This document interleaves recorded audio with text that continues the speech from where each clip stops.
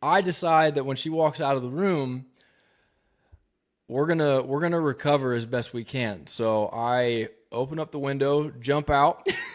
As if the front door's literally right there, dude. Yeah. It's right there. She couldn't know that I was going to get flowers because then she would have texted me and said, it's not even worth it. It's too late. It's too late. But if I could sneak out and get something done, which hilariously enough, I went to Meijer to pick up some flowers and a card with some other schmuck who apparently made the exact same mistake. And by the way, the flowers are not choice at the end of the day on Valentine's Day. The idiots are choice, though, that are walking in and out of the building. So...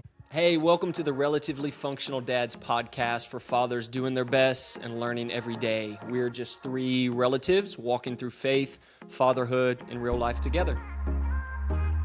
That was me. No experts here, just honest conversations about the wins, the struggles, and the moments that shape us as men and dads. Some days we've got it together, other days we're just trying to get to bedtime, but we keep showing up. And if you're a dad, in the middle of it too, you're in the right place. Let's journey through this together. And we back, as Andy Back Mineo again. says. Come on, let's get into it. Andy Guess who's Mineo, back? J. Cole, take your pick. We back, baby. Episode 2. Welcome to the podcast. Buddy here, always co-host Reese. Big handsome producer Noah behind the camera. Thank you guys for joining us for another episode. Reese, we got a lot of, some like deep things to talk about today. Last week, we really looked at the importance of being fathered by God, stepping into being a son, really just a more present son with God before we can be a father. So if you didn't listen to that episode, go back and listen to episode 1. This week, we're going to not just look at like our Heavenly Father, we're going to actually evaluate our relationship with our dads, our stepdads, our father-like figures, because that has shaped us as dads. And this community is for dads who are being shaped, who are just showing up, who like us are drinking decaf tea because the kids just got down for bed. 20 milligrams. Yes. Still got 20 milligrams It's still of got decaf. some in the... Yeah, dude. Oh, I don't know about tea. Decaf coffee is 20 It's milligrams. decaf tea because I am about an hour and a half from going to bed, and I will not be able to sleep if not. No So- chance we get this done in under 2 hours. Dude, we got to keep it under an hour. So before I do, we're not going to be those people that just drag on the intro like we're doing right now. Because we got some really important things to get into. Please like and subscribe. Please just review. Leave a review. We're trying to put me through college again. Yeah. Reese has got to get monetized. I didn't make it through. Exactly. That's why we're trying. This is round 2. He's got 40 more I have to credit finish my hours. degree. He's still got to work a job. How am I going to get... It could change the world. Reese's world could change a friend's world. So grab your wife's phone, subscribe with her YouTube account. That's right. And literally, like seriously, let us know if there's any feedback. We would love to hear it. Drop a comment. And Reese, what you got, man? Because I butchered that intro. I'm just ready to get after. I always said if I ever had a podcast, I would not just belabor the intro. I think you might have started it with the wrong people. Yeah, I think so. I will derail the intro. A second J. Cole reference, too deep for the intro, one of his first songs. We're not going to get too deep, so let's just keep going. Okay, well, leading off with fun segments, we've got Big Dad Energy this week, and then we've got Shoulda Known Better. Shoulda Known Better is going to be here pretty much every week. But starting off with Big Dad Energy, just a moment of the week that made you feel proud. Anything come to mind for you, or you want me to go first? Big Dad Energy. Big Dad Energy. At the time of this recording, Valentine's Day was somewhat recent. Yes. I'm mostly, there's 2 reasons. One, because I do have some Big Dad Energy I want to share, but the other one is because I want to set you up to have to confess to the world your failures and hopefully some redemption this Valentine's Day, because you got some stories. I do. Some things to share. But yeah, Madeline, my wife's done a really good job of incorporating our kids into Valentine's Day. So I do the whole, my kids love balloons. So the night before... Dog hates them, though. Oh, dog hates balloons. I mean, it is insane. Vicious. How it just hypes up our household in general. My mom was in town, so I got flowers for her, for my wife. I got a little potted plant with a little stuffy around it for my 2 kids and some balloons, some donuts. We went hard. We had a great Valentine's Day. Kids loved it. Madeline had the kids make a Valentine's Day card for me, so she's getting the kids involved. We want them not just to get the chocolates and the sweets and balloons. What does it look like to love people well? Yeah. So that was really impactful. And then wifey wrote me a really kind Valentine's Day letter. Just I felt very, very seen, as we talked about in last week's episode, by her and valued as a dad. So yeah, Big Dad energy as far as receiving some love, giving some love. Valentine's Day, it was a success. There's always a little nervous energy. Did you crush it or not? It was a success this year. Speaking of not crushing it, Tell the world. you know what? Sorry, if we're doing Valentine's Day for me, we're skipping to my should have known better. Do it. Okay. This is not the most recent Valentine's Day. I've learned my lesson. Should have learned it beforehand, based on every sitcom I've ever watched in my life, every rom-com, every TV show that I've ever watched has played this scene out, and I just thought, my relationship was different, and it was not. It was not. So 2 years ago, living with you all, Yep. here at this house, saving up for a house with Ellie, my wife, and Ellie and I both agreed we're not going to celebrate Valentine's Day, but hold on, because I'm not that big a dummy. Yep. They say we're not going to celebrate Valentine's Day. That means we're still going to celebrate it.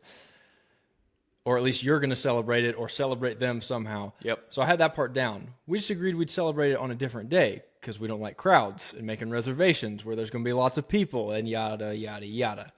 Just watched the Seinfeld episode that talked about yada, yada, yada today.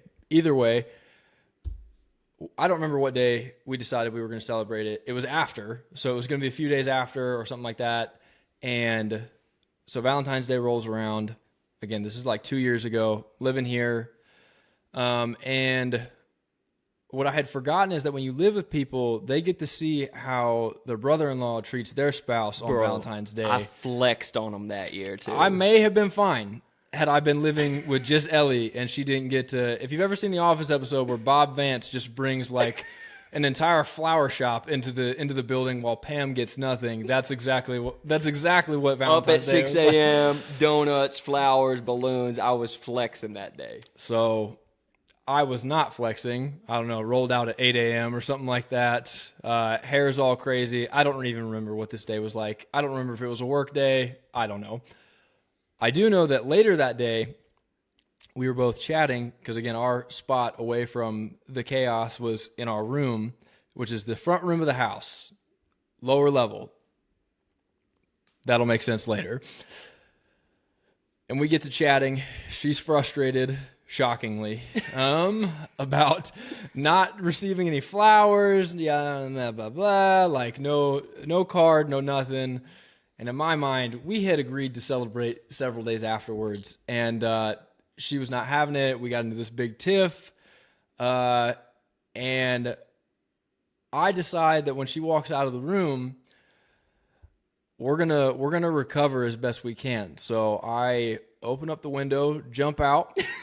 As if the front door's literally right there, dude. Yeah. It's right there. She couldn't know that I was going to get flowers because then she would have texted me and said, it's not even worth it. It's too late. It's too late. But if I could sneak out and get something done, which hilariously enough, I went to Meijer to pick up some flowers and a card with some other schmuck who apparently made the exact same mistake. And by the way, the flowers are not choice at the end of the day on Valentine's Day. The idiots are choice, though, that are walking in and out of the building. So I get some flowers. I come back. I don't remember how I set them up. This was a while ago. I've tried to repress this memory as best I can. But we ended up salvaging the day a little bit. But should have known better. If your significant other ever says they don't care about Valentine's Day, they care about Valentine's Day. It's a trap. To a certain extent, they care about it. It may not be as much as other people, but you need to get something. I don't know what that is. Heck, it could be an act of service, something. You need to do something for Valentine's Day. Learn from my mistakes. Yeah. Big dad energy, like bring it, dads. Love your kids. Don't replace loving your wife on Valentine's Day with stuff for your kids. Love them both. Get them involved. It's a time for us to flex. It's an excuse to flex. Go do it. My kid's not old enough yet, but yes, I'll need you to remind me of that whenever. Hey, he loves to plank butt naked in the bath and scare the crap out of me. He also, hilariously enough, Remind them how old he is if this is their first episode. he is going on 8 months, started planking right around 7 months. He's not 7. He's not just going around. Sorry, did I say 7? No, not 7 years old. I was like, so he's 8 months old. He was about 7 months old when he started planking. And the thing that just kills me is that he's strong enough to get himself up in the position, but he's also dumb enough to drop his face straight into the ground and then start crying because he's also teething So whenever his mouth hits the ground, it's incredibly painful. And I'm just like, I feel like you should have learned your lesson at this point. Your life is And he's like, fascinating. you're the one who didn't get mom flowers on That's right, Valentine's freaking Day, moron. dummy. And Evaluating you've your been doing script. this. You've been doing this 26 years. It's amazing. So that would be my should have known better. You got to should have known better, or did you already? Yeah, no, I do. And then we're gonna flip back to Yeah. big dad energy for me. Absolutely. That sounds good. So Naomi, 4.5 years old, my daughter, for first-time listeners, she had 2 cavities. I don't know, 6-8 months ago. We brush her teeth. We bring her to the dentist. That's our problem. When you bring your kids to the dentist, they tell you got cavities. That's right. And so we have an incredible dentist. No free shout-outs on this show, but if you're in central Indiana, Zionsville Pediatric Dentistry. I wrote it down on my sheet of paper so I could give their no free shout-out. But if y'all want to sponsor the show, I will give you a shout-out every episode. But she's phenomenal. She was Madeline's dentist. So the first time we tried to get both of them filled, Naomi said, no bueno. They got one done. So they said, hey, we're going to wait 6 months. You can have a couple of these little treatments where you put like fluoride, so it helps it get not too much worse. But it was traumatizing for Madeline to, never to say less. But I thought this was going to be my big dad energy. I thought this was it because I said, baby, I got you. I'm going to take a couple hours off work. I'm going to bring her in. Daddy's got this. So for a few days leading up to it, I was talking about the laughing gas. We're going to do the nitric oxide this time. And, it's going to relax you. She was all excited. She was all ready. Soon as she got there, dude, it's like everyone's got a plan until when, Reese? They get punched in the mouth. Punched in the Mike mouth, Tyson. dude. I got absolutely wrecked. And the reason why this dentist is incredible is she's so interactive and will do goofy things to try and make the kids relax, but they're on a time crunch. It's a business. Every 20 minutes they got to see a patient. So she went no to the nitric oxide. So we're going no laughing gas. We're going straight into it. They did the drilling, which I thought was the hardest part. But then they got to do the filling. They put the little filling in. You have about 45 seconds apparently before that thing sets to get it in the kid's mouth. And then that's when Naomi knows I really have to behave and the pressure's on, because we were kind of loosey-goosey before that. Get a little drilling here, drilling there. So after the third try, I could just see the look. And again, they were incredible, but I could see the look in their face of you cannot leave until this is done and this is not going well, because she's got a hole drilled in her tooth. Yeah. So I bear hugged her, bro. I did. I just held her down and just reassured her, I love you. You're okay. This is okay. I love you. And I held her down for about a minute, dude. And it was terrible. She was fine immediately afterwards. I was not. I was a wreck, dude. I was like, hey, are you in pain? Are you okay? She bounced back within minutes. I took her to get ice cream afterwards at McDonald's, as you should. Dude, McDonald's at 3 p.m. on a weekday is a weird place to be. She could feel the weird energy there. Luckily, the machine was working. I didn't think about that until I was there. That's right. And, yeah, dude, we just sat there. We ended up having some really good laughs. But I was a wreck for about a half hour. It kind of traumatized me. So should have known better. It was not going to be easy. But not a lot of big dad energy, but limped through. And Naomi, we will be flossing her teeth profusely, so that doesn't happen anytime soon. You ever see a kid, could have been you, could have been me at some point, get to the top of the line at a water park or a roller coaster and say, this isn't for me. I need everybody to just get out the way. Walk of shame down. All the way back down and see everybody. That's what that makes me think of. So. Yeah, and there was just no going back. And plus, I had flexed so much. Madeline, I got this. Don't worry, baby. For my own pride, we were going to get it done. So parents, if you got to bear hug the kids, it's okay. You're not going to traumatize them. It might be harder on you than it will be for them. It's good stuff. Let me throw it back to you, man. Let's end on a positive note. Okay. Let's get some good big dad energy story from you. Roman's teething, which can be a little tricky. Luckily, it seems like every time he's got a new tooth that comes in, it's about 24 hours before it gets through to the point where he's not as angry about it. Now, there's a lot of teeth to come through, so you never know when a new one's going to be popping through, when it's going to hit, when it's going to start hurting. But he started self-soothing, did a lot. He's starting to thumb suck, which eventually I hear I'm going to have to break that habit so he doesn't look like a goon. But but for now, we'll take it. So he started, whenever he loses his pacifier, if he's in pain, I'll start sucking his thumb. We'll go back to sleep. So just watching your kid adapt like that's been cool. He's so different all the time. It's weird to think that he couldn't have figured that out a few months ago. Yeah. Just took, I don't know, some type of development for him to realize, I can just, if I lose the pacifier, I got my thumb right here.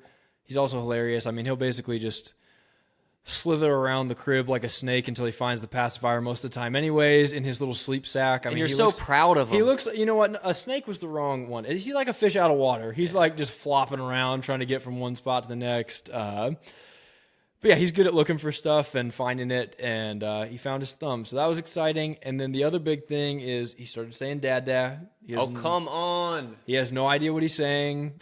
He has only incidentally said dad a couple times. Most of the time he goes dad. Has Ellie gotten any love? None. And she reminds me every single day that it's easier to say dad than it is to say mama. So have you gotten the Jimmy Fallon book, the Dad book? No, but I've heard about it. It's great. That's a dad hack of every animal is yes, dad. That's good. And that's a good one. I like that. Yeah, he's a genius for that. But no, I've been trying to get him to say mama. He normally just looks at me. He also, funniest thing, he just kind of picks when he wants to talk. So could be 2 straight hours of him just babbling, getting really loud. He loves to, it's not even whenever he's like trying to go to the bathroom or anything like that. He loves to just, but to volume levels that are not appropriate for anything. He just does it extremely loudly. But then I could try and get him to talk for 2 hours, and he might not do anything. He'll just look at me. So he's going to be that one guy in small group when someone says something deep and profound. They give the spiritual yummies. Yes, preach it. Yeah. So that was my big dad energy. Very proud of my son. Yeah. Learning, adapting, getting through the struggles of life. Some of his first real pain, digestion issues, and then his teeth coming through. Yeah. I love, like, you can tell you're a dad because the things that don't excite other people, dude, they're just awesome. Like finding your freaking thumb. How dope is that? It's so cool. 2 years, you better get that thumb out of his mouth or his teeth are going to be crooked. But for now, we celebrate those things. But for now, man. we're good. Yeah. He looks so much different with teeth. Yeah. Yeah, they so do weird. change. They do change. They grow up fast, as they say. But so yeah, if you're new to the pod, this is going to be kind of the framework. We have fun, we tell stories, we brag on our kids, we brag on ourselves, we confess sins, we joke around a lot about our mistakes, and I hope it helps you guys feel seen in some ways because you're probably feeling a little bit of all this, whether you're a stepdad, a dad, a soon-to-be dad, processing through some of these things and looking ahead. Caretaker, legal guardian. Yeah, let's go ahead. Things. I don't want to be exclusive. Grandfather, did I say that? Get sued these days, but you disgust me. I know, but we're glad you're here. Hey, but then the second half, again, we have a lot of fun on the front half. Second half, still having fun, but we want to go into an area that it's a discussion we think would be helpful for you guys to be a part of. And by I mean be a part of, there's going to be some things that there's some work you need to do after listening to this. Friends you need to talk to, maybe a wife. Definitely need to talk to God. Need to have some time to reflect yourself. And where we want to go today is, as I mentioned in the intro, the importance of reflecting back on how we were fathered. Not just how we're fathered by God as our Heavenly Father, but all of us, whether you have a biological father who's involved in your life or not, have had father-like figures in the past or presently shaping who you are as a man and who you are as a father. So that's really the conversation we're going today.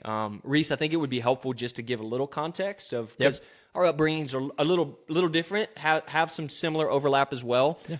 So let's just start share a little bit about your upbringing and your journey of being a son, and we'll talk about more how that impacts your journey of becoming a dad. Troy, Ryan, Leah. Look out. We know you're listening. No, I'm just kidding. Whenever I was growing up, my parents had me young. So I think they were 17 when they got pregnant, and my mom was 18 when she had me. So difficulties that come with that, just being a young parent. I'm sure it was terrifying, scary. I can't imagine it. Every now and again, I'll just think about the fact that I'm 26, so I would have an 8-year-old right now. Let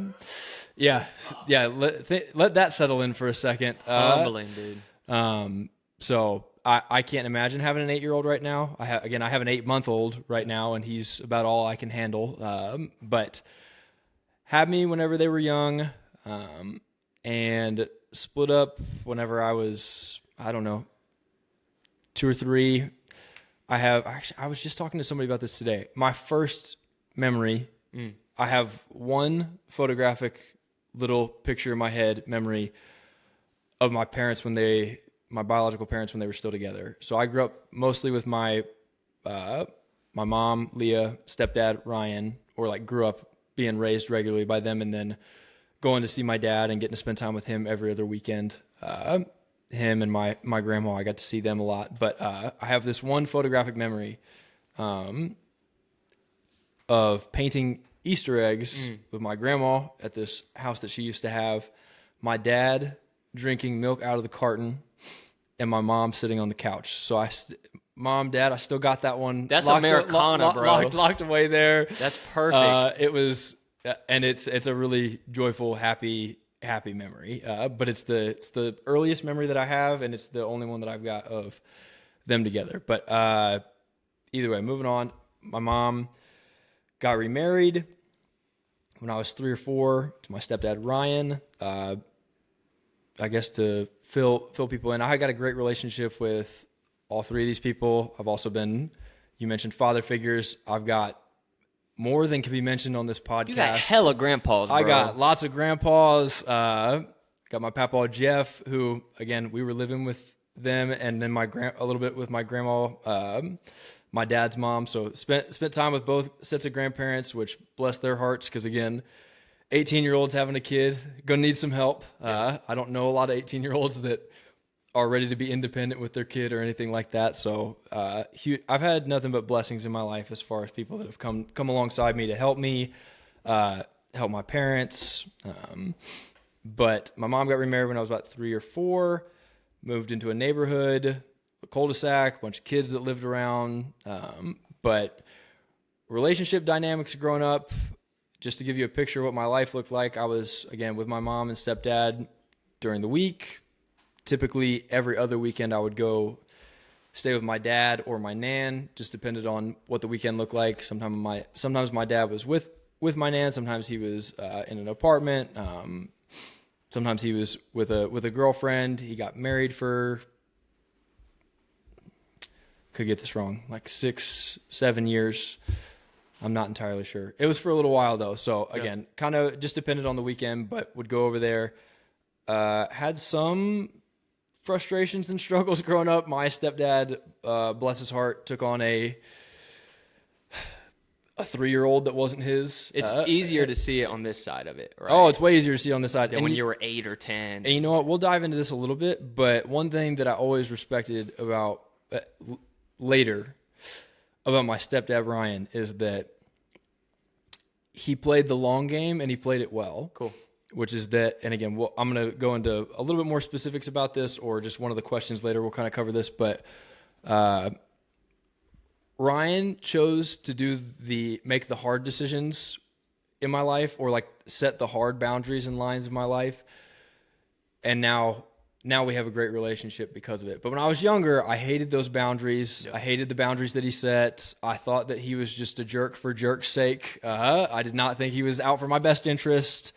And I'm sure that he would agree that maybe there were, maybe not.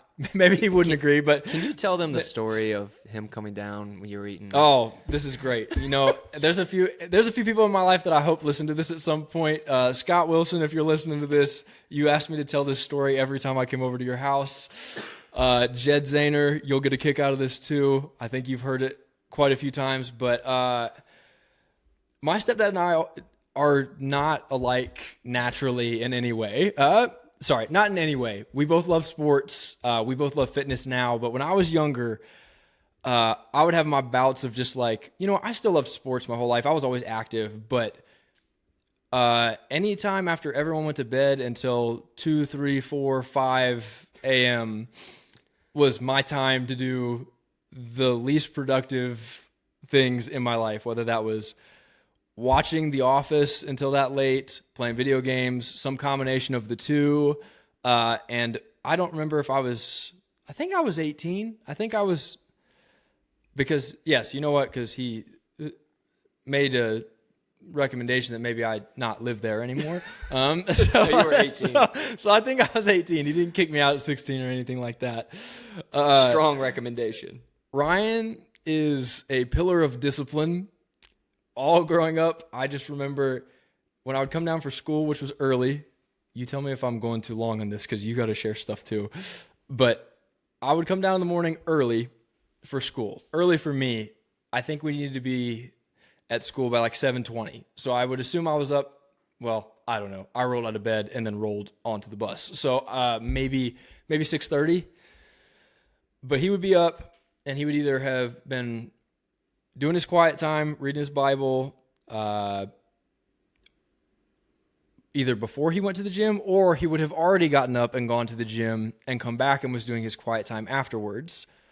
So he was always very regimented, always, I always tell people he could eat the same thing for lunch every day. Used to pack sardines for lunch because they were healthy. People gave him lots of crap for that. He didn't care. He was like, they're healthy. I'm eating them. Low in mercury. Yeah, that's right. And I'm trying to remember where, the story. Okay. So the idea that I would be the type of person that waits for everyone to go to bed to do absolutely nothing productive for 6 hours was not it. The reason I mentioned he got up early is because he came downstairs at about 5:30 in the morning at one point, maybe 5.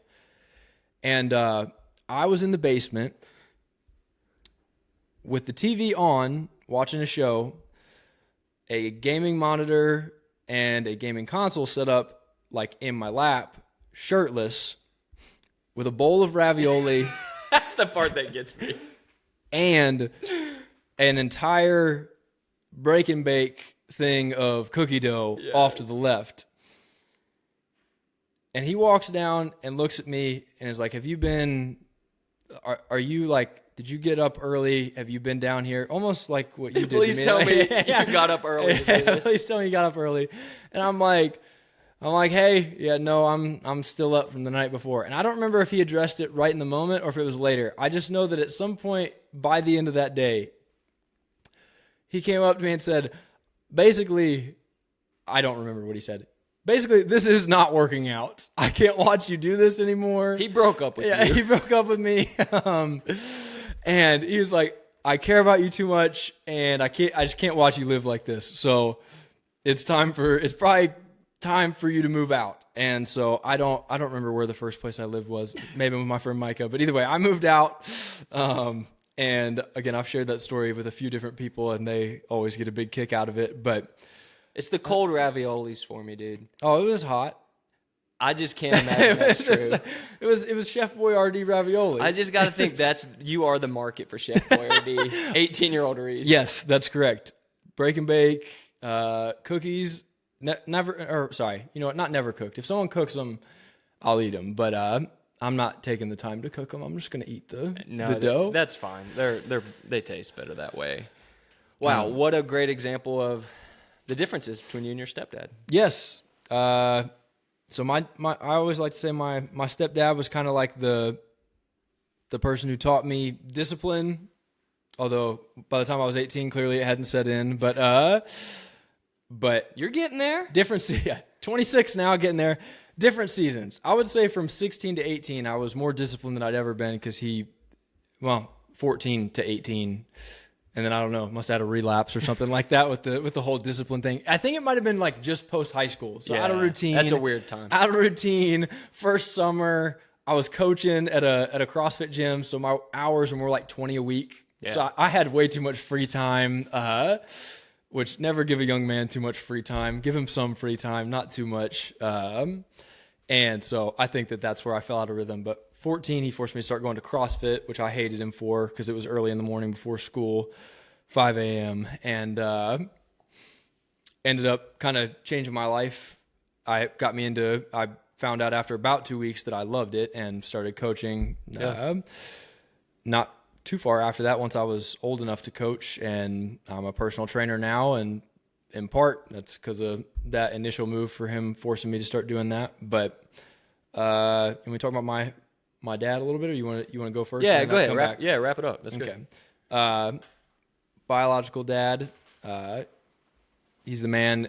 I always when I try and share about my dad and Ryan, I also lead off with as much as Ryan and I are opposites, Troy and Ryan are even more opposite than Ryan and I are opposite. Yeah. So again, very, very different people. They're both Bengals fans. There you go. That's Who Dey Nation. They both love Jesus, Bringing and people together. Those are about the two things that I might be able to find. Common grief. Yes, that's right. Common grief. Yes, they could talk about the Bengals and how sad they are for a long time. Trauma bonding. Yes. So, my dad was the most encouraging and just verbally loving individual in my life growing up. I guess maybe my mom could have competed on that front, but my dad felt like growing up that his dad wasn't always there for him, or wasn't always kind of very loving towards him. I think it affected him a good deal.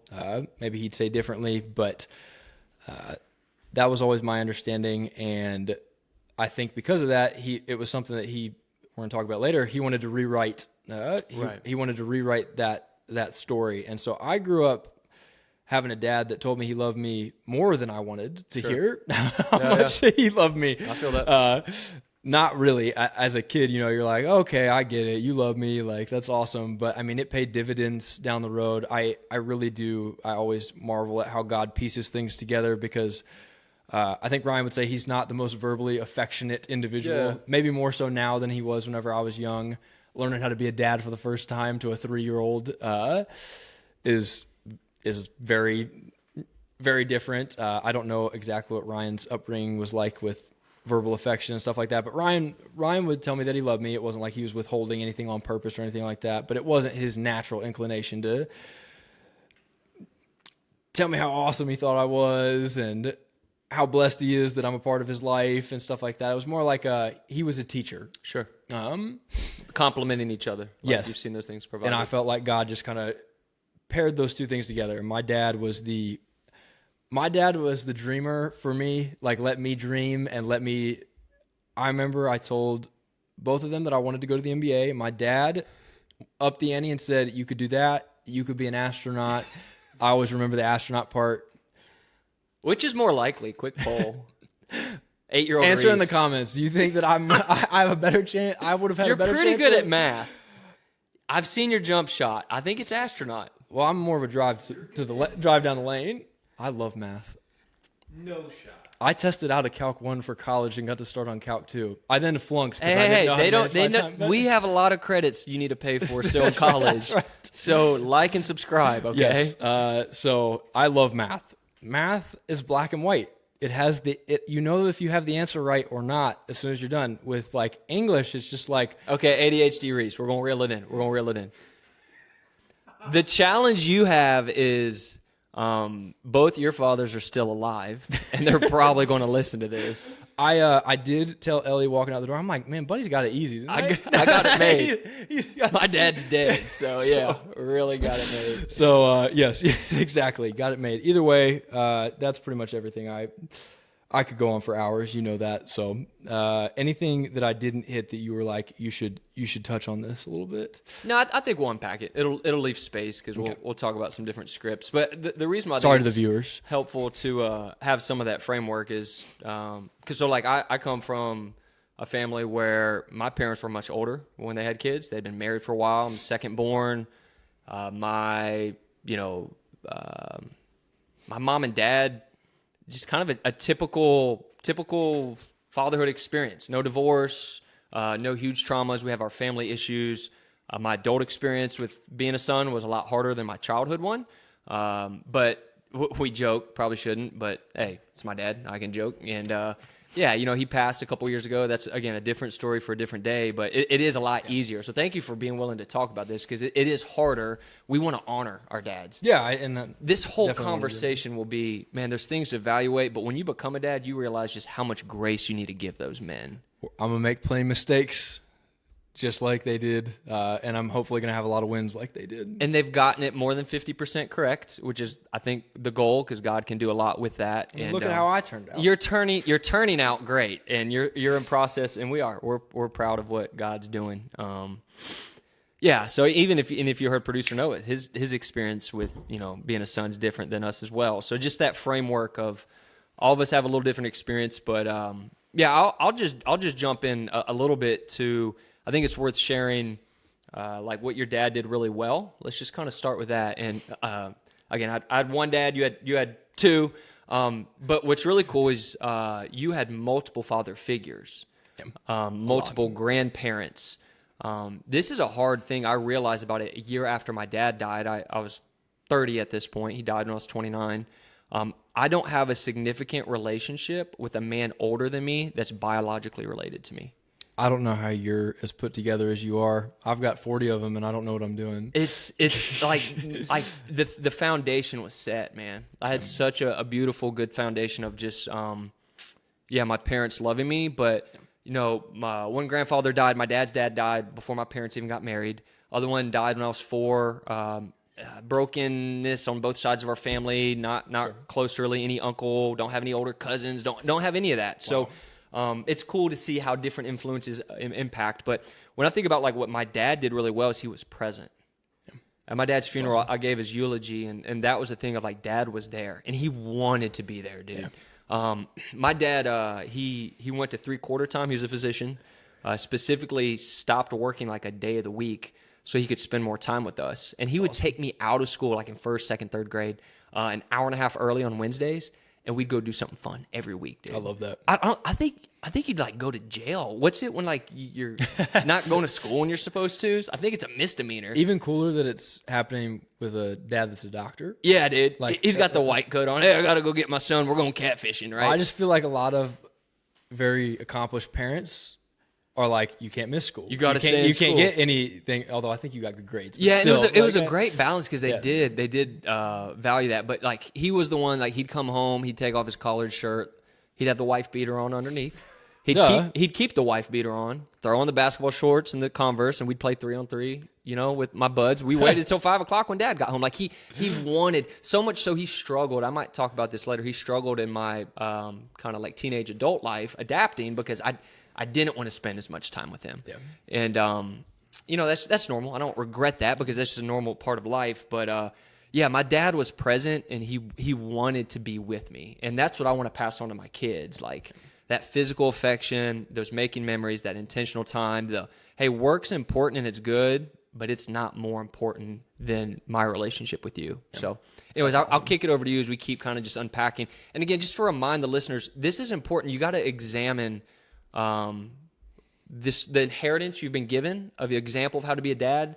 It's like a rummage sale. What are the things that you want to keep when someone passes away in an estate sale? There's some things you want to keep. There's some things you want to get rid of. There's some stuff you want to repurpose. So what are some of the things you want to keep?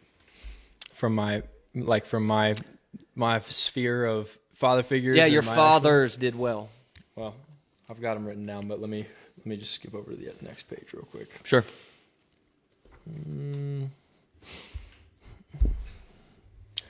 Some things I want to keep. Growing up, I thought that the way that my dad and stepdad complement each other was awesome, and I thought, how cool would it be if you could do both? Like the things that the strengths that they both had. My dad with just being encouraging, affectionate, just very loving, open to hearing what I had to say. Not that Ryan wasn't any of those things. He definitely was, but just my dad to a greater extent. And then just I tell people like Ryan forced me to do hard things. Yeah. Which when you're 10, that's when you realize whether or not a person's mature, whether or not a parent's mature enough to force their kid to do hard things. Sure. Because Ryan could have just played the best friend role, and my life might be totally screwed up because he never taught me how to do anything that I didn't want to do. And newsflash, as much as your folks love you and take care of you, eventually you get out into the real world and it is not all sunshine and rainbows. It's a lot of sunshine and rainbows if you make it, but there's a lot of hard things in life. So if you don't get prepped young, if you don't prep your kids young, I say this as someone who has an 8-month-old, who I don't force to do anything difficult. Plank, son. Yeah. Other than Ellie's force him to eat broccoli, but I mean, I don't hate him enough to do that. So Someone's got to, though. just the exact opposite of what I'm just saying. But I always thought if I could pair those together, I'd make one heck of a dad. So I think that the things that I want to keep are a healthy balance of dreaming and realism. Okay. Again, I told my dad I want to go to the NBA. He said, "You can be an astronaut." I needed that. That was a cool thing to say. Yeah. I told Ryan I wanted to go to the NBA, and whenever he asked what I wanted to do when I grow up, and he said, "Let's come up with some realistic options." You could be a good JV tennis player. I was like, I just told you the realistic option. I'm going to the league.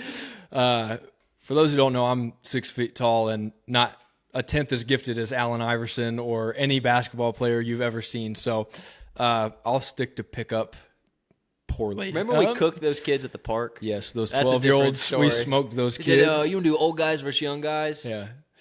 That's a different story. And that was a great time. Ready to get back out there.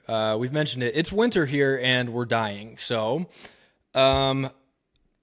discipline, realism, being able to let my kid dream, loving them, being intentional with them. The person who, and Ellie's seen this time and time again, that has like really showed up that was a father figure to me is my papa Jeff. Yeah. My son Roman, his middle name is Jeffrey. Because of my papa Jeff, he's a sarcastic tool that I love more than anything in the world. He's awesome. Drinking margaritas with him is awesome. Is the best. He cares about you by telling you about all your flaws in picking on really funny ways. But he has shown up time and time again for me my whole life, and for Ellie and myself since we've been married. And so I would say between all of those things I just mentioned and then just showing up for my kid, I basically just want to be the perfect dad. That's what I want to do. So Yeah, I don't know if that sums it up for you, but well, we said if you can get 50% right with two dads, yeah, there's your 100. I haven't even mentioned Jesus. I'd love to teach my kid about Jesus and things like that. Well, I mean, he's 8 months old. Both my dads did that. You know, we'll get to the spiritual side. Everything's spiritual. Yeah. What's something you said, like, I'm going to do this different? And again, I know this is going to be harder for you because No, it's okay. you have people that could be listening to this, but I'm curious because I think that's a part of this process. Yeah. Something I do different. And I'm gonna mention these things. I'm gonna defend them to a certain extent. I'm gonna steel man these basically, but I'm gonna defend their reasonings behind these things. But I'm also gonna say I'd like to do it differently. My dad let me overindulge to the absolute max.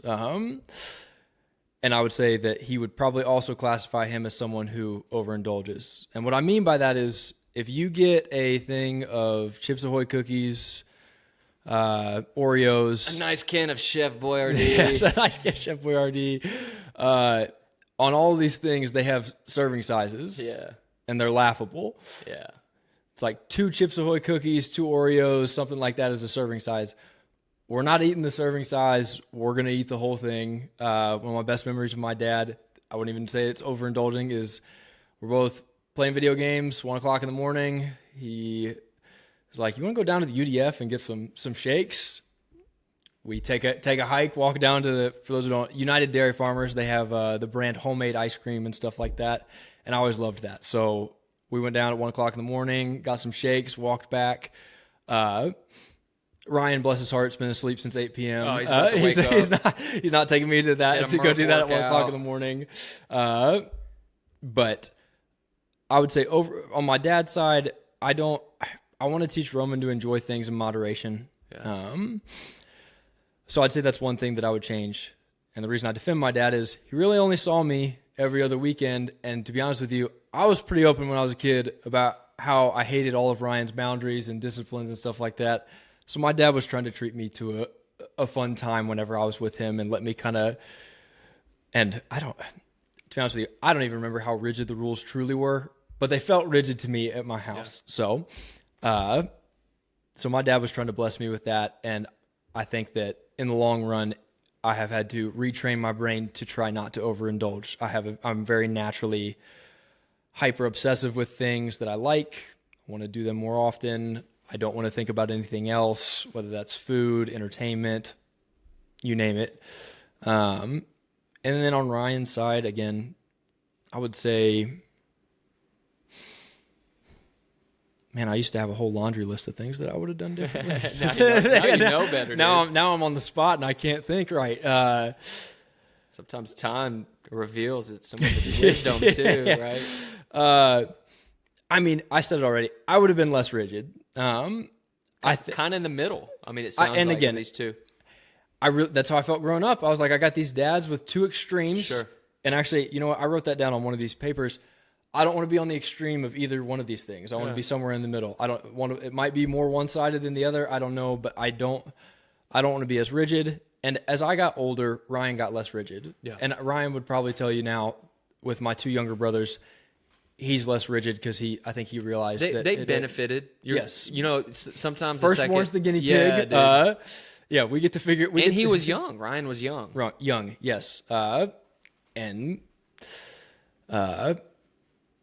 didn't even get the experience of 1 through 3. So really just jumping in, figuring out again. In hindsight, when you're 5, you don't think, wow, this guy made a real sacrifice to be part of my life. I'm like, this guy's lucky that I'm here.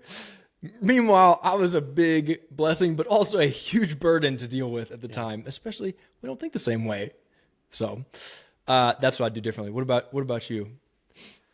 Yeah, everything kind of has a shadow side. So that side of, you know, I was kind of the center of our parents' world. I felt so beloved and so much affection and attention and focus.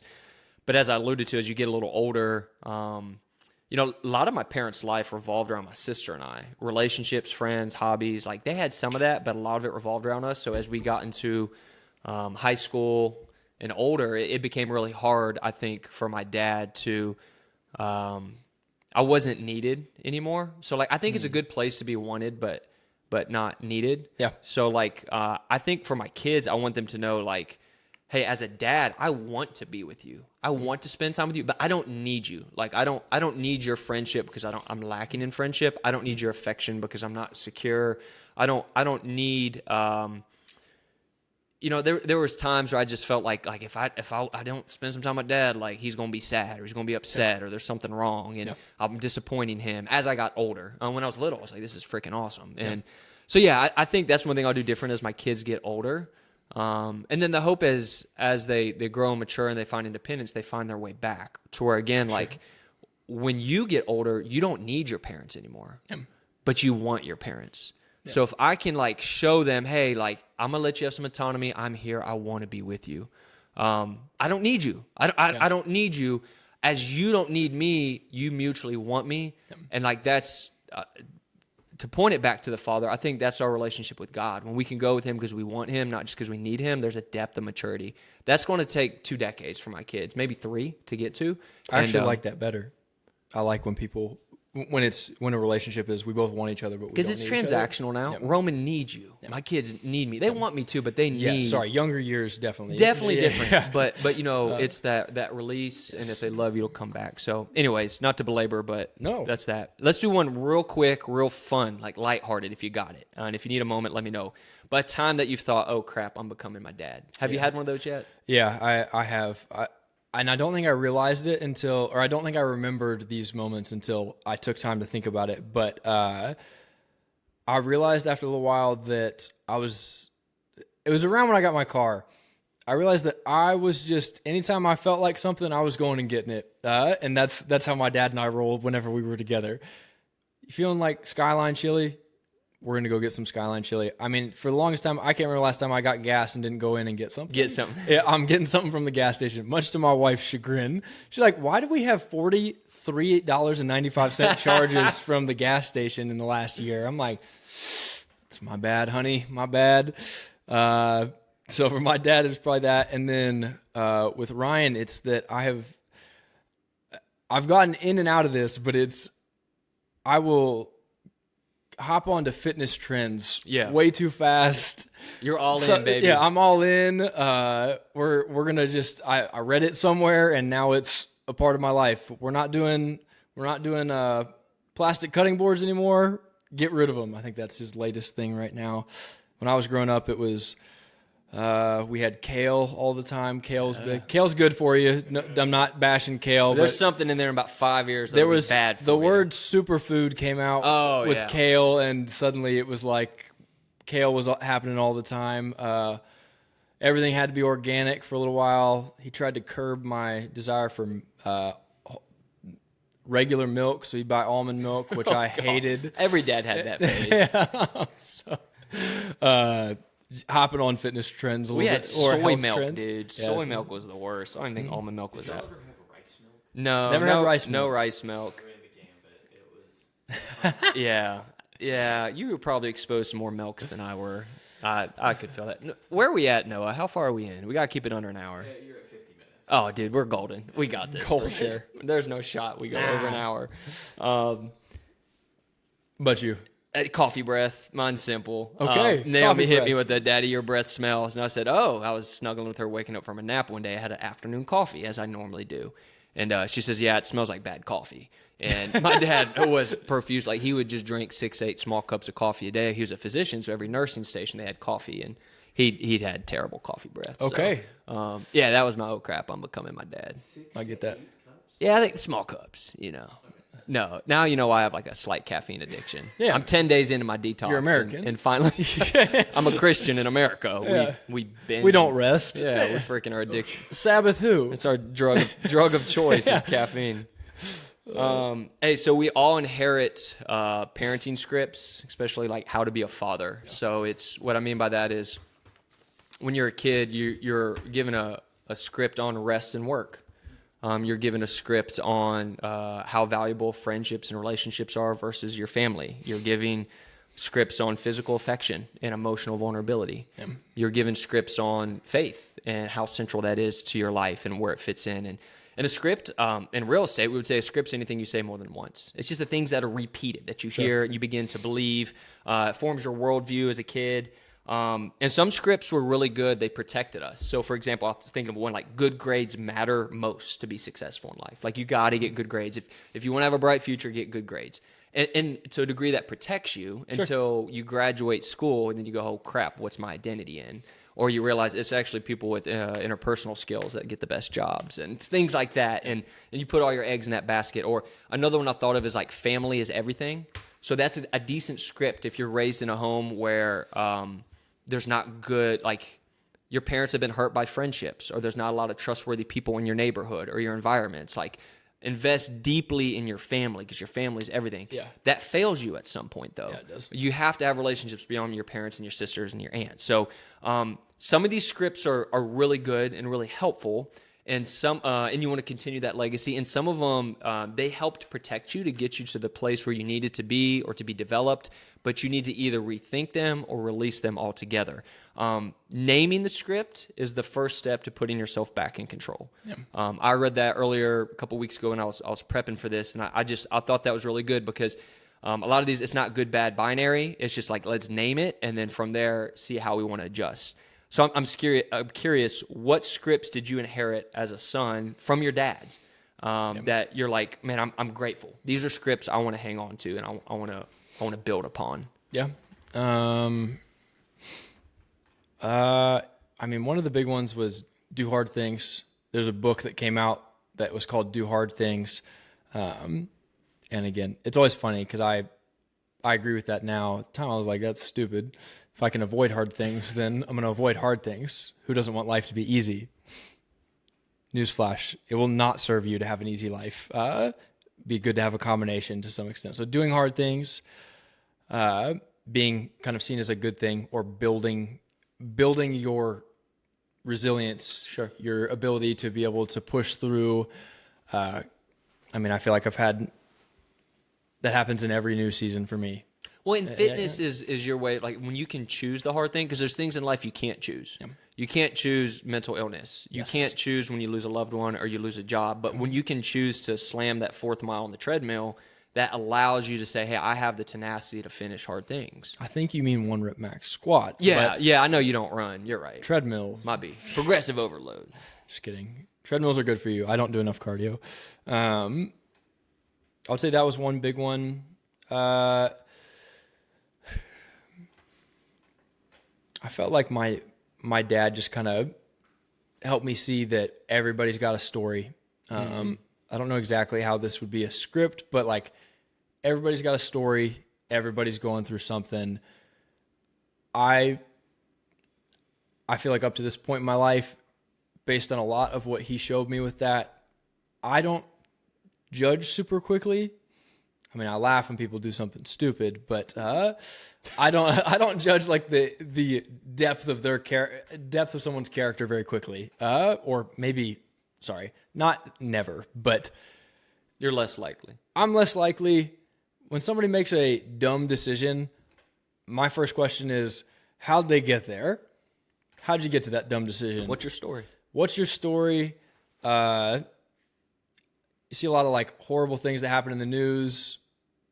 I am absolutely advocating for justice and things like that, but I'm also thinking to myself, what's wrong with the person who committed the crime? Like, what happened to get them to that spot? Not in lieu of the victim or anything like that. I care about that so much, but I'm always curious. I'm like, at one point, they were an 8-month-old, just like my 8-month-old. Yeah. What got them there? That kind of stuff. So I feel like my dad's had a pretty wild story. It's one of the reasons when I came here tonight, just wanted to make sure, I was talking to Ellie about it beforehand. I just really want to honor him. Yeah. Despite the fact that he was by no means perfect, he would tell you that. But also my dad's had a different road than a lot of people. Everybody's got their own difficulties, story. It's not about whose is harder and who's not, whose story and road wasn't as difficult. But yeah, my dad's been through some stuff, man. And so I felt like because of that, and because I loved him, and I still do, I get to look at people and think to myself, that's a person worth loving, even though maybe they're a little out there, or they've done something that they shouldn't have done. And so I don't know how to put that into a script, but that's kind of what I feel like I got It makes from my sense. dad. It makes sense, Yeah. and it's a thing to carry on. It's a good legacy, something you've learned. I'd say for me, just do your best was what I heard a lot, and like your best is enough. And I want to pass that on to my kids. And I was a good athlete, but not the best athlete. So I was a lot harder on myself after a game than my parents were. It almost pissed me off at a certain age of like, no, I just like want to be freaking coached and be upset. And did you do your best? And I think so. Okay, well that's enough. And I've carried that into. That's a secure relationship. Yeah. What they ask is do your best. And if you didn't, then say sorry and ask for forgiveness. But if you did your best, that's what matters. And the second one is I'm proud of you. Like that's a script I heard all the time of like, That's awesome. whether it was said or whether it was felt, I knew, both my parents, but we're just talking about my dad. My dad was proud of me, embarrassingly proud of me. Like Hey. come up, side hug you as freaking hard as you can. You know how it is with I Troy. get that. Mom, when she found Facebook, just like, golly, man, like parents just so proud of you and, pastoring your parents and just the pride they had in that in a good way. But We would have won the game if Buddy had been in more. yeah, dude, Coach doesn't know what he's doing. I'm telling you, like just embarrassingly like, but I want to pass that along. Real quick story. BPN, Bear Performance Nutrition, had a documentary this past week, and one of their signed athletes is a younger Ethiopian runner. And his dad was abusive and would say, you'll never amount to anything. You're just the worst. He was an alcoholic. Ended up killing his mom, and he became orphaned. Wow. Came to the U.S., got adopted. Do you know his name?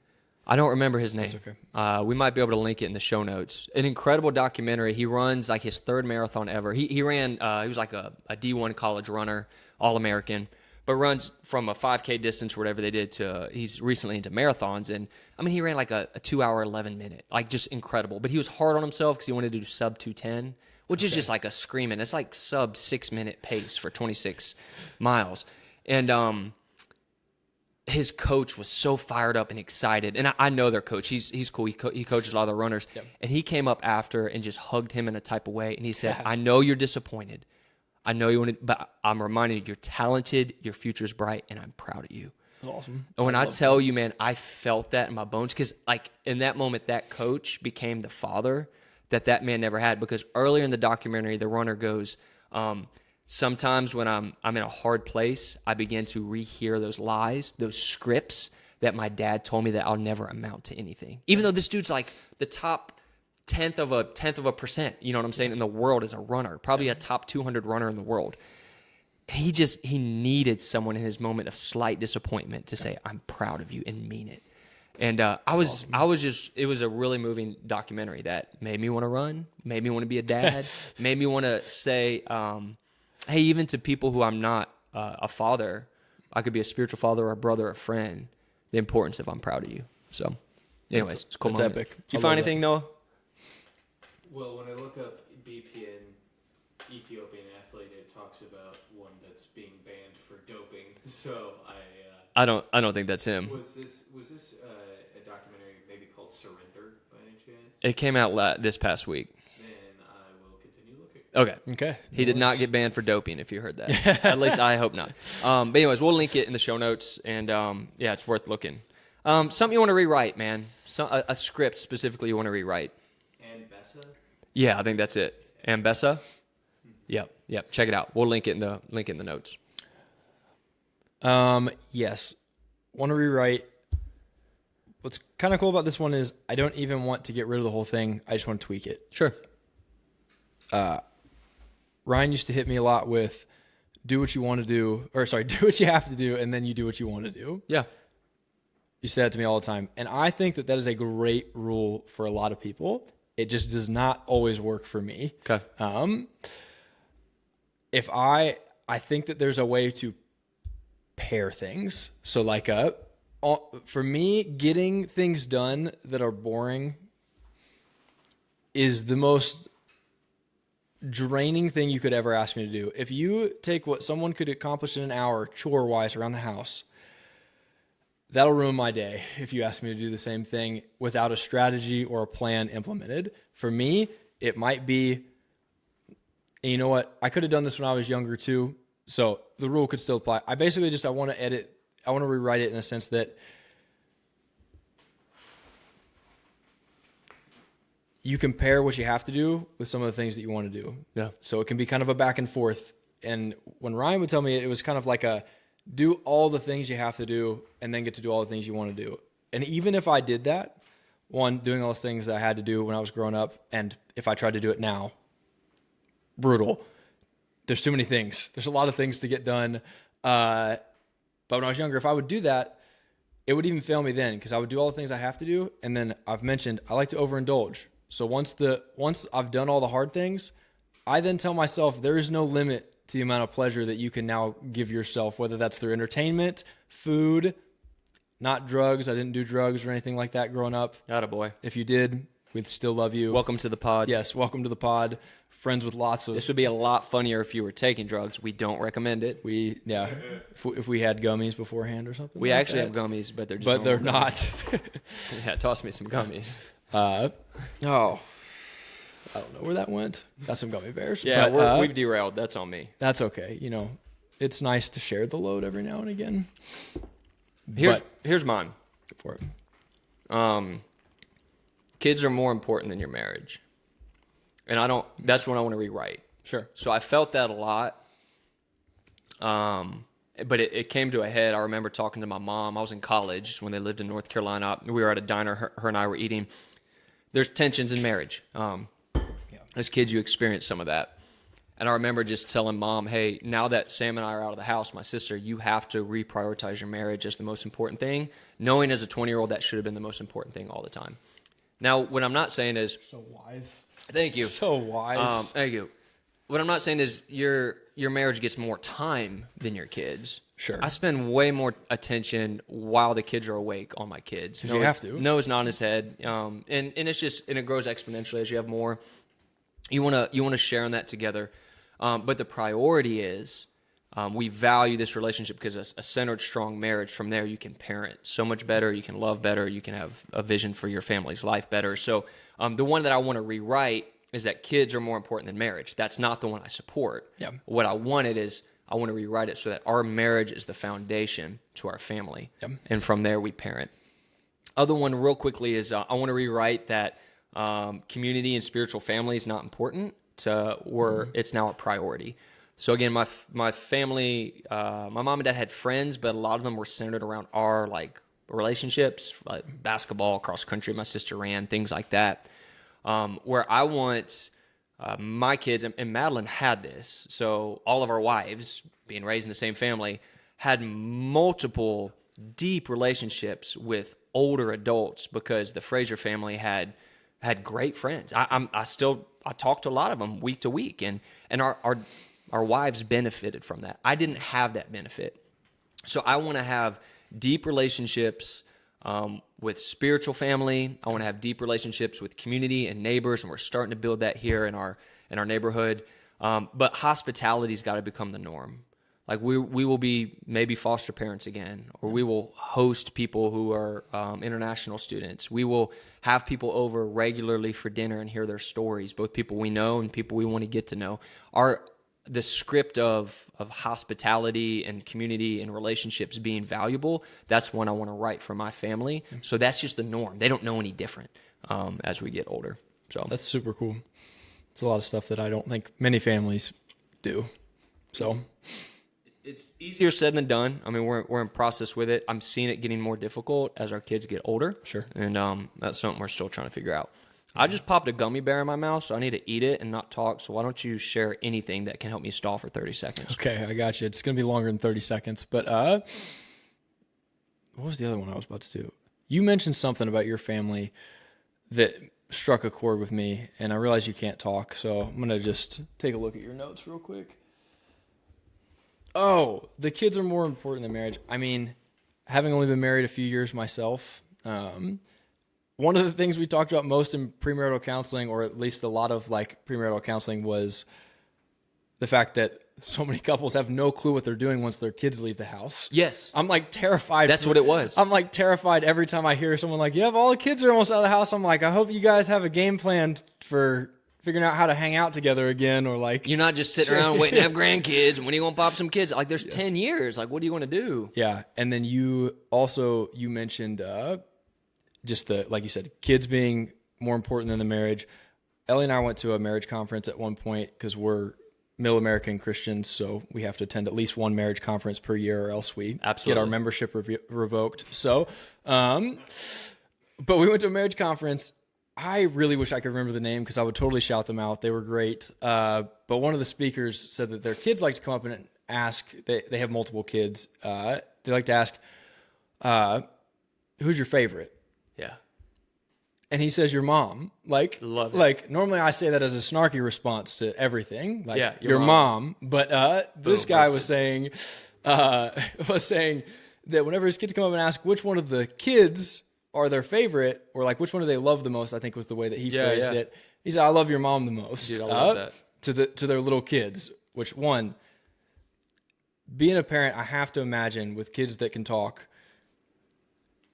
you have to learn the art of just completely politicianing, which isn't a real word, I don't think. That's good. Your way out of the question. Yeah. Which he definitely did, because he did not answer the question. Yeah, he nailed that. He changed the rules and just got out of it clean and gave his kids a great message. Like, I love your mom the most in this household. Because they're going to see conflict. They're going to, you want to limit that. That'll be a different podcast. But it was about security in the fact that their parents are going to stay together. That's what they were talking about. They were saying that their kids kept coming home, and there's a lot of statistics on just like how kids get nervous. Like it's just kind of the norm nowadays that their parents just aren't tight. It's the instability of wondering, are my parent, a bunch of my friends' parents are split up. Are my parents going to split up? And this kind of helped to... When you see them going on date night, when you see them kissing and embracing when you first get home, instead of... you're going to your wife instead of your kids first. Smacking a little tush. A little tush, a little affection. There's enough difficulties they're going to see, even if you limit it, that you want to show that secure attachment. Yeah. So good. Hey, we got to keep this under an hour. I got to get to bed soon because we got small group in like 8 hours. But yeah, what I want to do is I want to wrap up with just sharing a little bit of, there's a framework by John Eldridge. He wrote a book called Fathered by God. And he talks about 6 different stages. And again, this is just a framework. It's not science. He would say that, but it's where men progress in the masculine journey. And they should progress, but sometimes get halted because they are not given what they need to progress in that. And it's not linear. It's kind of cyclical like this, where you'll regress in seasons back to the previous stage. I'm literally going to talk about it for like 2 minutes. Can we link in the show notes or the comments the book and then a podcast that Carrie Newhoff did with John Eldridge explaining this. It's an older book, but the 3 of us went to Traders Point Christian Church's Man Night, and they spoke on this paradigm about a week earlier. I had listened to this podcast, and then I was like, holy crap, I got to read this book then, because God's like just trying to speak to me through this. So I like was driving down to take care of my mom last summer because she had an injury, and I'm like crying in the car, like listening to this book. So I'm not going to do it justice, but the main premise is if you get stuck in one of these stages because your father was not there for you to father you, God can still father you to help you continue on that masculine journey. So very quickly, the first one is beloved son. So first 10 years of life, you're seen, you're delighted in, you're wanted, you're provided for, you're safe, secure, soothed, all those things we talked about last week. If you don't get that, you'll become a 50-year-old narcissist that's running a company or the country or a neighborhood or whatever it may be, and you're clearly operating out of your woundedness. How dare you? That was any president, not necessarily just this one. But you begin to see that show up where people were just attention-seeking because they never got it, right? Second one is cowboy or ranger. He started to call it ranger in his later on as he was talking about it. This is like from 10 to teenage years. You're just free to play. You're free to explore. You're developing some sort of skills. You're learning to navigate the world. There's limitations. I can't do this. This is what happens. It's the law of gravity. There's injuries. You push yourself. Yeah. You're just free to have fun, worry-free, to do somewhat stupid stuff, but still stay somewhat safe. The next 2 are warrior and lover. They kind of match together. So warrior is strength, courage, initiation, learning to fight what matters most. A lot of times I see sports do this really well. Yep. I see ROTC or the military capture on this. You see a bunch of gangs capturing on this. You see just a bunch of like shadow sides of it. But for men, they need a challenge. And I was explaining that to Madeline. Like, it's good to be pushed. It's good to go to CrossFit when you're 15 years old and be pushed in that type of way. Yep. You transition into the next one, which is your lover stage. You find a bride to pursue, to sacrificially love, to connect with, to nurture, to slow down, to find intimacy with them, with children, with God. Those kind of blend together until you get into your second half of life. You're in your 40s and 50s. It's your king stage. You're the coach of a program. You're the running a small business. You're a pastor of a ministry. You're growing in wisdom and humility, and you should be doing this in a way that serves and benefits others. At this point in your life, you've built an empire, but the empire is not about you. It is to sacrificially serve and love others. And then the last one is the sage stage, where you're learning to die well. You're learning to the law of legacy, the things that you've created, you want to continue to go on. You mentor people, you counsel people, you're sharing everything that you've learned through experience, right? I share all this to say what we have to realize, we don't get to skip stages. Just because you can run a marathon or you can deadlift 450 pounds does not mean you're a warrior. Just because you're married doesn't mean you're a lover. Like, you might be stuck still in that beloved son or cowboy stage, and that's why we see a lot of men not maturing and growing up. You see a lot of obsessions with hobbies. You see a lot of obsessions with fantasy, like video games or sports betting. Or that's not just for that, dude. Like, there's a lot of fantasy out there. President. Yeah, I know. Video Just games for everyone. But I think a lot of men, for a variety of reasons, they miss out on having people. Hunting. Hunting is a hobby of mine. It's an adventure to get lost in. It is a hobby to get lost in. But here's my thing. Healing comes when we allow God to father us through the areas that we were missed. The things that we did not have. Because the paper popper of the day, paper popper quote is, you cannot mature as a man unless you are fathered by God. We're building on that from last week. So I think for many of us, it's hard for us to look back because we think we're being overly critical. We don't want to over exaggerate, but it is important to name some of the things we're missing. So just real quick, is there a stage you feel like you missed out on? I know I gave you a lot of questions, but just in summary, is there an area you think, man, maybe I did miss out on this, and because of that, it's showing up in my life as a dad, and I need to mature through it with God's help? Originally, I wrote down, I don't know. I love it. As you were talking, and I was thinking through it. I think I, at the very least, got the first 4, or was fathered through the first 4, which would be beloved son, cowboy, warrior, lover, all great things. And then king and sage, I don't know. I felt like I got pieces of them. Maybe not from like, maybe not. I feel like I got a lot of these things from different people. So I don't know if you meant like exclusively from my biological father or my stepfather, but I felt like I got a decent bit, a lot more of the first 4, and then question mark on 5 and 6, king and sage. But like I felt like I got to watch certain people, like the person that I've seen the most or that has talked to me the most about the king and sage stage would be David Newman, pastor growing up.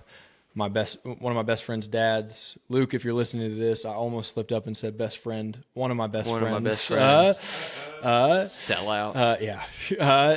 And then Jed Zahner has just talked to me a lot about responsibilities as a dad, work, leading a family. Sage. I mean, it mentions mentorship. I mean, he mentored me. I've seen him just counsel tons of young men and help them figure out a lot of these stages, to be honest with you. So he always told me, good dads go to bed tired. That's good. So that stuck with me for a long 6 time. days of the week. We Sabbath. 6 days of the week. That's right. He does Sabbath as well.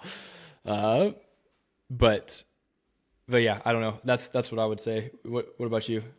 Yeah, as I was reflecting, again, this might be a little, I don't know, deep, so hopefully this is communicated well. I was pushed from the second stage, that like Ranger Cowboy stage, he calls it, past the warrior and lover into the king stage. I feel like very early, because in a lot of ways, I spiritually led my family from a very young age. Helped lead my parents to Christ. Helped give them marriage advice when I'm 20 years old. Had some weird things with an aunt that just really got me in the middle of some things of her relationship with her brother, who is my dad. I answered this question wrong. I'm so sorry. You're okay. You're good. And if you want to recap, everything that you shared is helpful. Keep going. You're good. But because of that, I was thrust into being a king at the age of 20. Sure. I missed out on a lot of things that you do in the warrior stage. Not only who do I want to be when I grow up, but how do I refine that craft? How can I do adventurous stuff? How can I train and push my body and my limitations? And then I pastored a church at the age of 22. That's crazy. Planted a church at 22, pastored it for 5 years. Felt like I probably should have had someone look at me and say, hey, let's let you develop some stuff in kind of this warrior stage. Youth pastor? Yeah. I could never. I'm not fun enough to be a youth pastor, but an intern or something. You are. So thank you. Mm-hmm. I'm proud of you. So what I feel like is that's what I needed to hear. That's what I needed to hear. Sometimes how it expresses itself now is I resent or get frustrated now that I'm in this warrior lover phase. Like, I need to be present with my kids and sacrificially, like, give my life away to them, give my life away sacrificially to my wife. I chose that as a covenant almost 9 years ago, but I missed my time to play. I missed my time to do adventurous stuff and to push my limitations. So, man, I really want to run a marathon, but I can't do that in this season. Yeah. I really want to hunt 4 days in a row because that freaking 10-point that's on that camera, I want to go get, but I can only hunt one day. So there's these things that when you pass it, and now as men, we struggle because there's hobbies or there's relationships or there's things that were good 10 years ago but are out of priority. We're over-prioritizing them. We cannot fit them in this season of life, and we missed out because we were either asked to be too responsible too soon or we're just having an extended adolescence. That's the other side of it, because that is an epidemic in our country as well. Well, I think I've experienced at least the first 4, and it's not missing out. It's that I want them back. Sure. and you can have some of them back in certain ways, but it's not like that's not the season I'm in. I'm not in the season of freedom to play. The season's gone. Yes. It is. And so recognizing that. Anything else to add? I just kind of framed it that way, but I don't want to belabor it. Just more to give a framework of helping our audience think, man, were there things that you missed out on? And it's now showing up in your parenting. I'm sure there is. I don't know if I've got something out of those 6 that I can just pinpoint immediately. I know that there are things that I probably missed out on, or the opposite, did in excess, that are affecting my parenting to a certain extent, or like I said, enjoyed one of these more than the other, and now I desperately want it back. Yes.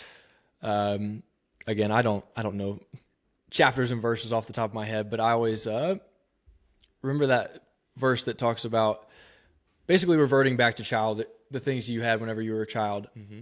I think about that often. I often want things that I had when I say child, I really mean like 14 to 20. Mm-hmm.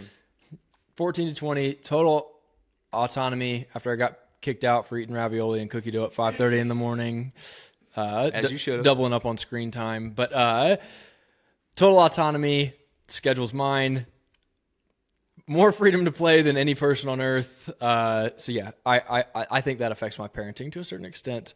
I try not to do my outdoor hobbies immediately whenever the spring comes around. Okay.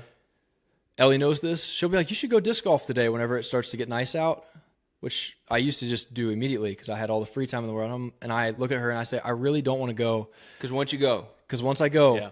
I won't want to see you a Roman ever again. Yeah, dude. No, I'm just kidding. Not ever again, but I will. I won't be a good lover. I'm like, once I go and I get the itch, I'm going to want to be out there all the time. Ranger Reese out there. That's what I'd say. It's good. It's helpful. I bring this up to say many of us are parenting, fathering from an unfinished place. We're still in process. Just because you're older doesn't mean you've progressed. You may have missed out on some things, or you've progressed in some ways, but not others. You want to regress at times. Yep. And we bring all this up because we don't just inherit our dad's strengths, although praise God for them. Let's identify them. Let's champion. Let's build on that legacy. We inherit their gaps. We inherit the things that we've missed. But, being a dad has not finished my spiritual formation. It's not like I'm a dad now. I'm more patient and I'm more selfless and more sacrificial. opportunities. And it's just exposed it, man. Yeah. It's exposed the gaps. And praise God for God's grace. Yep. Praise God that if we get it 55% right, I think God's going to do something special with that. But I think healing happens when we expose some of the hurts or the gaps that we had. And that's how wholeness can come. And wholeness, the word shalom in God's word, it doesn't mean perfection. It just means healing. And that's where I think if we can just name those things, that's the first step of healing, and then surrendering it, and then just asking God for help, asking friends for help, asking mentors to fill in that gap, asking God to provide men that you didn't have 10 years ago, but you can have now. And I think that's something that if we can name those things, maybe grieve those things, and then wait for God to restore, we can see healing happen. I think that's a really good way of putting it. Cool, man.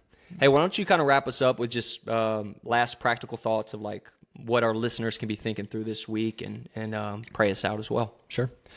All right. So this week, I think what we want you guys to do, we're going to be doing it ourselves.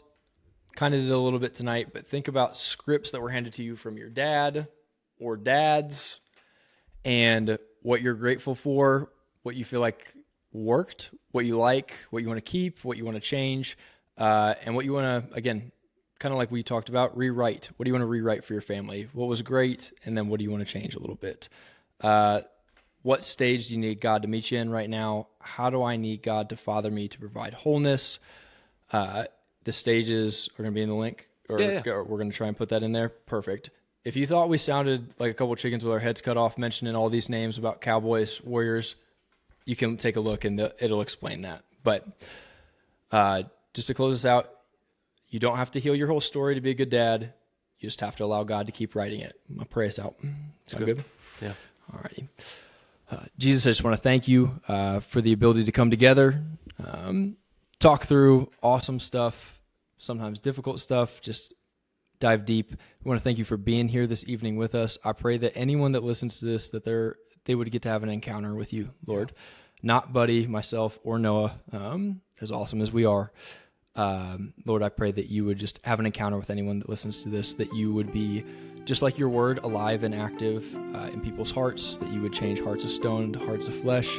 And I pray that you would equip the men that are seeking after you, or anyone parenting a child that's seeking after you, Lord. I pray that you would equip them for the things that are going on, because without you equipping us, Lord, we got nothing but just white knuckle and faith, which leads to exhaustion. So Lord, just be with us, stand with us, give us our daily bread. We love you. Amen.